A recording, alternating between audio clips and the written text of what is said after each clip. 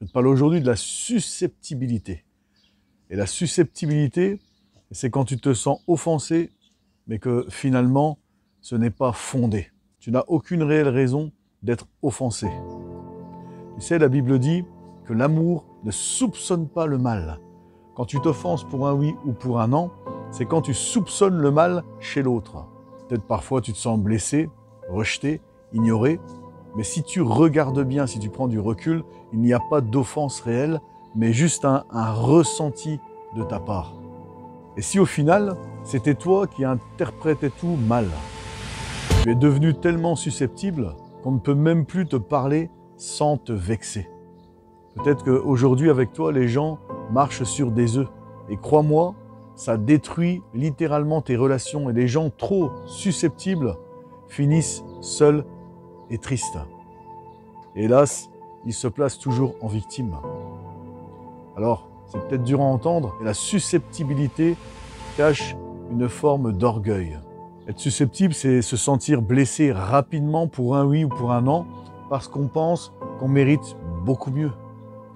Souvent aussi parce qu'on veut être valorisé, parce qu'on veut être le centre de l'attention. Et bien sûr, parce qu'on attend trop des autres. On veut que les autres soient parfaits avec nous, on veut que les autres répondent à nos attentes. C'est comme quand on s'offense, on se vexe parce qu'un tel ne prend pas assez de mes nouvelles. Je mérite mieux.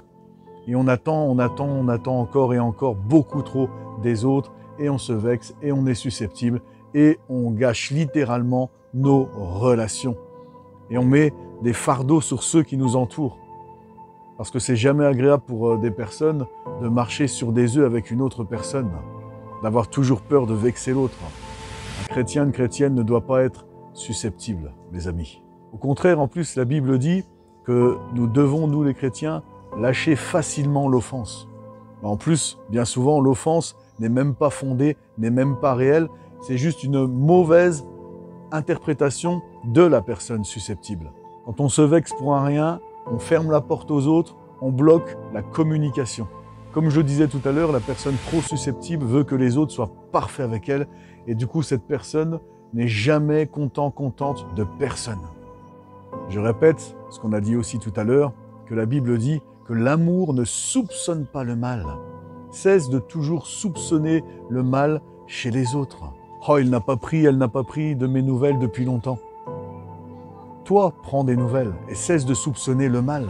Si tu fais partie de ces personnes vraiment trop susceptibles et que tu as l'humilité de le reconnaître, apprends à laisser de la place à la patience et à l'amour, à relâcher les offenses, à prendre du recul pour voir si c'est une réelle offense ou si c'est une mauvaise interprétation de ta part. Tu vivras beaucoup mieux, tu vivras beaucoup plus libre. Et surtout, tu seras en meilleure relation avec les autres. Et les autres sont beaucoup plus à l'aise avec toi parce qu'une personne trop susceptible, les gens autour d'elle finissent par ne pas être à l'aise avec elle. Parce que marcher sur des œufs, ce n'est pas agréable. Les autres, à force, ils vont avoir peur de te parler parce qu'ils vont dire, tiens, ils vont toujours avoir peur de te vexer, ils vont toujours avoir peur de te blesser.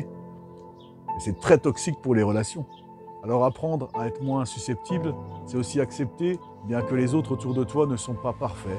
Ils peuvent faire parfois des erreurs et qu'ils peuvent aussi ne pas répondre à toutes tes attentes. Il faut être plus indulgent, plus indulgente envers les autres. Mais crois-moi, la susceptibilité cache vraiment une forme d'orgueil. La susceptibilité, c'est quand on est trop centré sur soi. Alors le secret, c'est s'oublier soi-même, se tourner vers Dieu, se tourner vers les autres et arrêter de penser, c'est pas méchant ce que je vais dire, il faut arrêter vraiment de penser qu'on est le centre du monde parce que souvent quand on est susceptible, c'est aussi ça que ça cache. Il faut prendre le recul nécessaire et s'analyser honnêtement et dire oui, c'est vrai, j'ai ce problème. Et pour ça, tu dois aussi travailler sur ton identité en Christ. Si tu sais qui tu es en Christ, tu n'as plus besoin d'être valorisé par les autres. Alors si tu fais partie de ces personnes qui se vexent pour un oui ou pour un non, mets-toi devant Dieu. N'est jamais trop tard pour changer quand on veut changer, quand on reconnaît les choses. Tu peux prier pour ça. Tu peux demander pardon à Dieu pour ça et reconnaître devant Dieu, tu reconnais, oui c'est vrai, je suis trop susceptible. Seigneur, change-moi, aide-moi à changer, je veux changer. Je veux avoir une meilleure relation avec les autres. Je ne veux pas que les autres aient toujours peur de me parler ou de me dire les choses. Donc voilà, la susceptibilité n'est pas de Dieu. La susceptibilité est toxique. Elle brise les relations. La susceptibilité est une forme d'orgueil. La susceptibilité ouvre une porte à Satan pour venir voler et détruire nos relations. Alors n'ayons pas peur de nous mettre devant Dieu et de se rappeler ce beau passage de la Bible qui dit que l'amour ne soupçonne pas le mal. Cessons de toujours soupçonner le mal chez l'autre. Sois béni mon frère et sois béni ma sœur.